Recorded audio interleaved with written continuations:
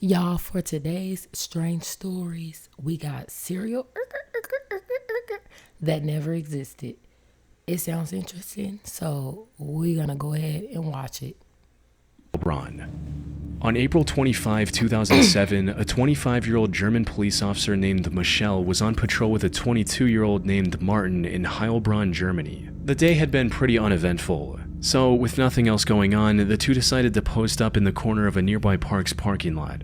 What neither of them knew, however, was that they had just become targets, because just minutes later, an armed individual approached their car from the back and opened fire, shooting both officers in the head. A taxi driver eventually noticed the aftermath of this crime and reported it to the authorities almost immediately. Surprisingly, when first responders arrived, they found both officers lying outside the car. Later investigation revealed that their service weapons and handcuffs were missing, suggesting the assailant must have stolen them from the car, which would also explain why the two were outside. Miraculously, despite being shot in the head, Officer Martin managed to survive the encounter after numerous surgeries and being in a coma for 4 weeks. Unfortunately, the incident resulted in total amnesia regarding the attack, leaving the investigators with no direct leads to follow. But just as they were about to lose hope, investigators discovered a DNA sample from the perpetrator on the patrol car's dashboard. However, what should have been the key to solving the case led to a massive rabbit hole instead. One that linked this tragic incident to dozens of crimes dating back more than a decade. You see, while analyzing this DNA sample, the forensics team discovered that it matched perfectly with samples collected from various prior crimes. The first of which happened all the way back in May of 1993, when a 62-year-old woman was strangled to death with a steel wire in her home in Germany. The second crime linked to the same perpetrator happened in March of 2001, when a 61-year-old met his end in a similar manner also in Germany. Apart from their age, another similarity between the two cases was that large sums of money were missing from both homes. Then, in October of the same year, a child accidentally stepped on a syringe used in combination with drugs while playing in a park.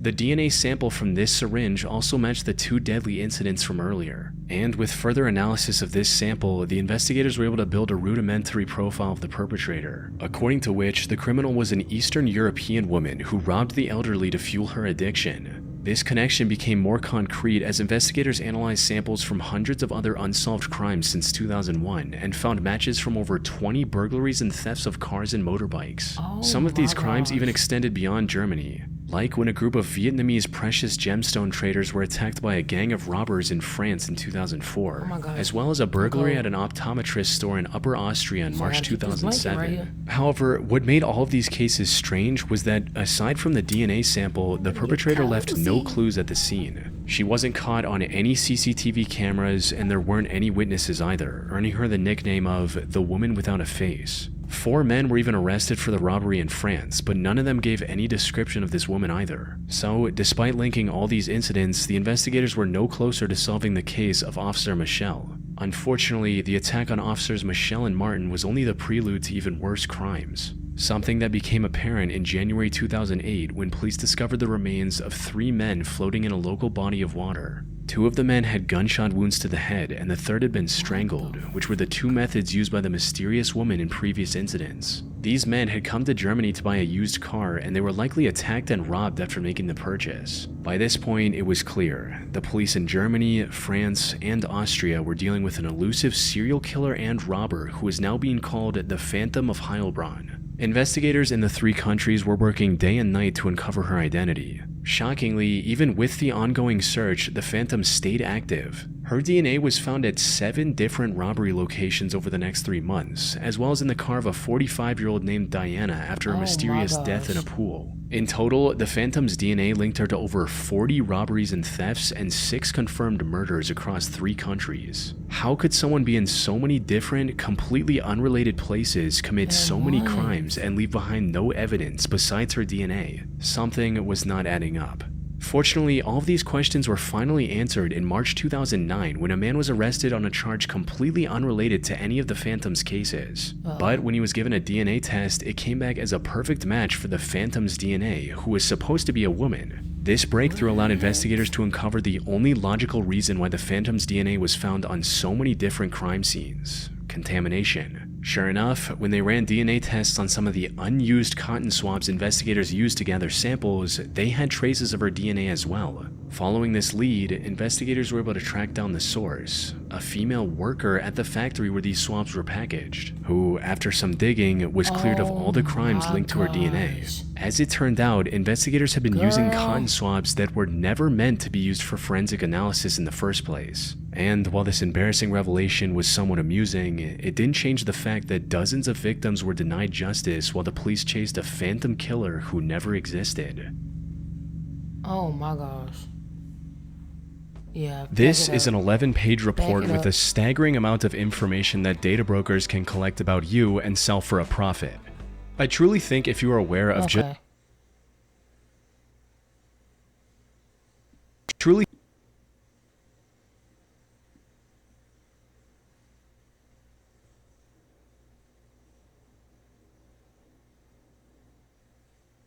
traveled to the UK in 2012 to pursue an art degree at Manchester Metropolitan University.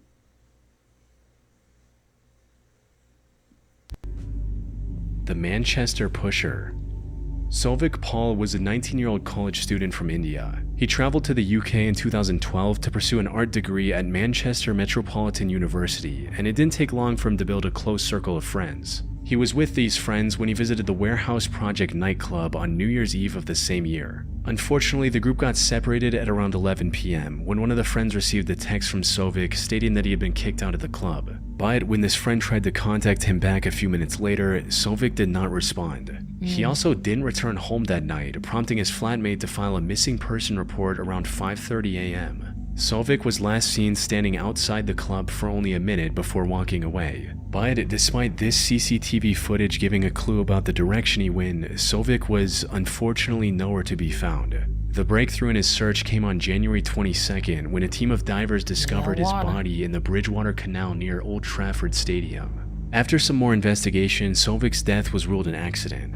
Put simply, he fell into the canal, was immobilized by the freezing water, and drowned before anyone could notice and help.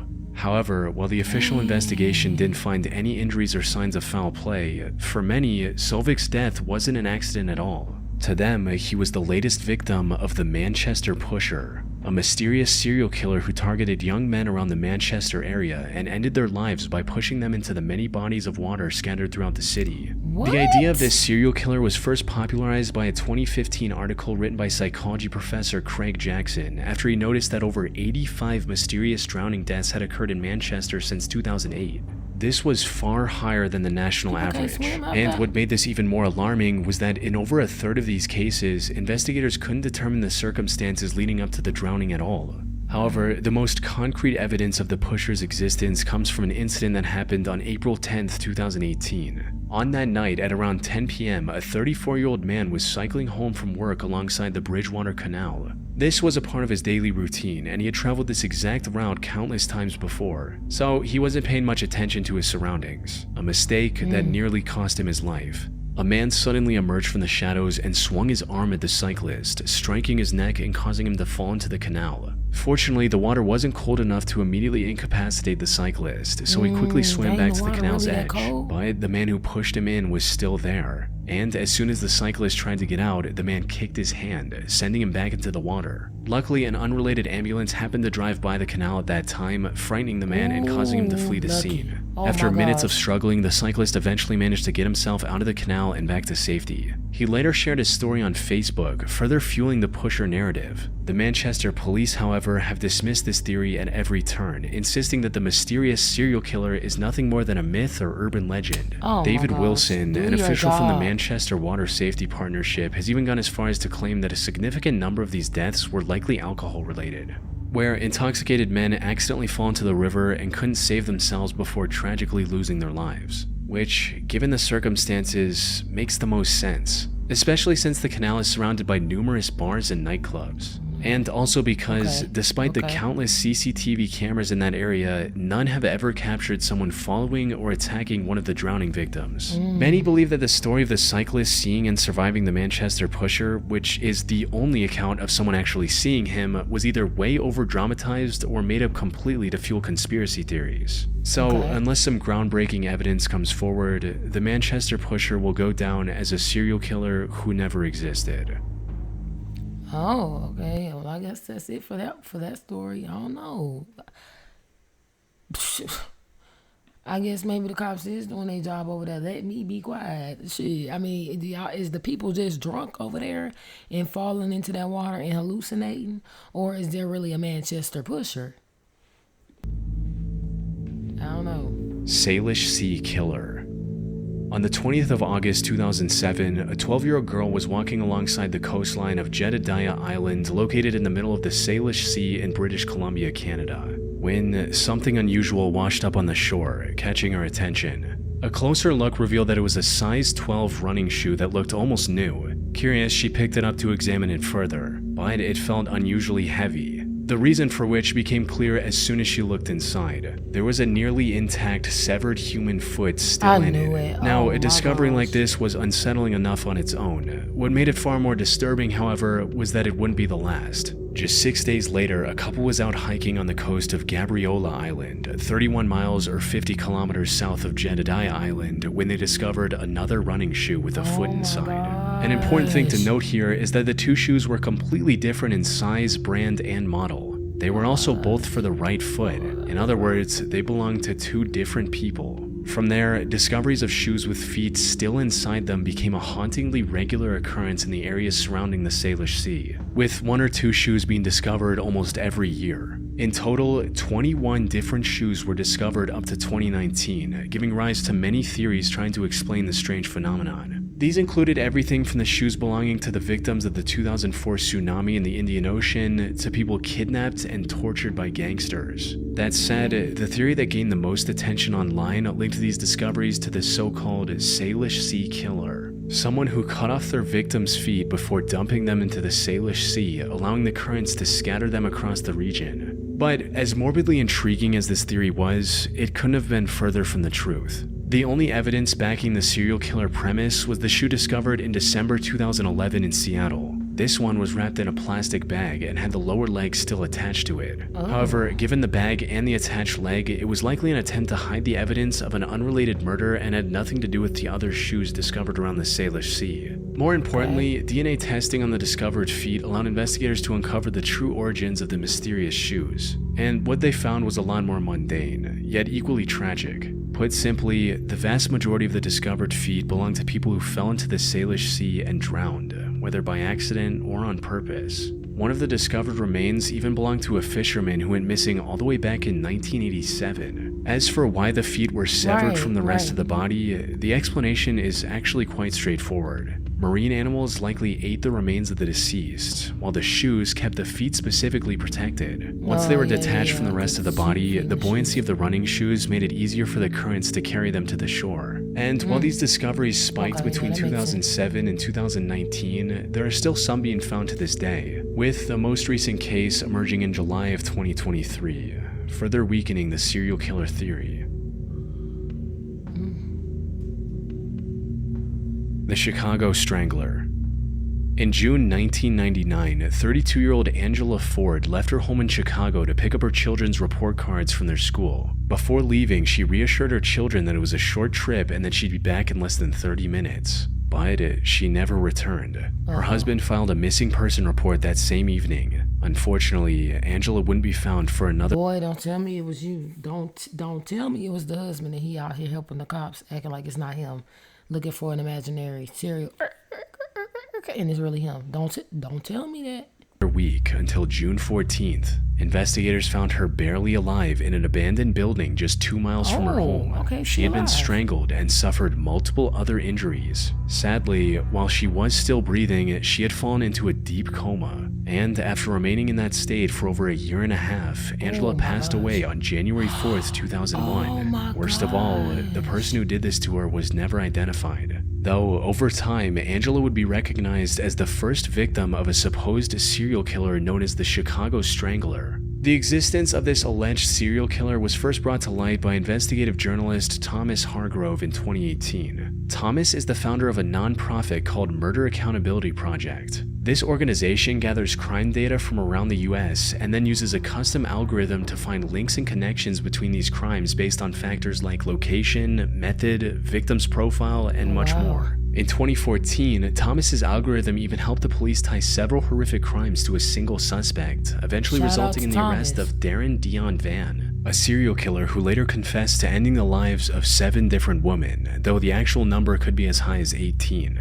Put simply, Thomas's organization and algorithm are proven to be effective at solving real cases, Wow. which is why it drew a lot of attention in 2018 when he proposed the existence of the Chicago Strangler. According to Thomas's report, the Chicago Strangler is believed to have claimed the lives of as many as 51 women, beginning with Oh, Angela Ford my in gosh. 2001. And at first glance, the similarities between these dozens of incidents are striking to say the least. All of these victims are women, mostly African American descent. Many of them also came from the city's poorer neighborhoods. Most importantly, the methods used in some of these cases were eerily consistent. Like 21-year-old Teresa Bunn, whose remains were discovered in a flaming dumpster in November 2007. And according to a later autopsy report, she was more than likely strangled before the perpetrator discarded her in the dumpster and set it ablaze. Then, just a few days later, the Chicago Fire Department also discovered the remains of 52-year-old Hazel Lewis, who tragically suffered the same fate as Teresa. Those are just 2 of multiple examples where the victims took their last breaths under similar circumstances. Thus, the conclusion that they were all committed by the same person or group, the Chicago Strangler. However, not everyone agrees with this assessment. Critics of the serial killer theory argue that while the number of victims at 51 seems absurdly high at first, it averages out to about 3 per year, which, given Chicago's population of over 2.6 million, is sadly not out of the ordinary. However, the strongest opposition to the idea of the Chicago Strangler comes from Chicago's own police department, with a spokesperson stating, "There is absolutely no information to suggest that this is the work of a serial killer." The city's chief of detectives, Melissa Staples, also mentioned that they've taken DNA samples from many of the incidents attributed to the Chicago Strangler. But even after thorough testing, they did not find any correlation between the samples, suggesting each crime was committed by a different person. Whether or not the Chicago Strangler is a real person is still debated to this day. But given all the evidence, the most likely explanation is they never existed, and all the So then murders who committed choking were out all these isolated women? and unrelated tragedies. I mean, that's a possibility too. Oh my gosh, that is so crazy, man. People, y'all can't be human. Y'all, the people who do stuff like this, they can't be human, man. Like, y'all out here, who is out here choking out all these women? Like, just, I mean, men, women, whatever, whoever, right? Just be out here killing people whether they exist or not. Like, well, obviously for the ones who exist, like, y'all can't be human. There's something wrong with y'all. Like, that's insane. Look, they saying that there is no serial. There's no Chicago Strangler. But who talking out all these women? But then they could be, because it is Chicago. Y'all know they say in Chicago, they say don't nobody want to go visit Chicago. Y'all got too much going on, okay? So I guess it ain't far-fetched, too. That could just be, like he said, a lot of unrelated, isolated incidents. It is Chicago. But that's all we got for our strange stories for today, y'all. That's pretty, I don't know, this was kind of interesting. Don't forget, we kicking it over here Monday through Friday and for specific topics, you guys. Check that in the description below. Y'all have a good night and have a good day as well.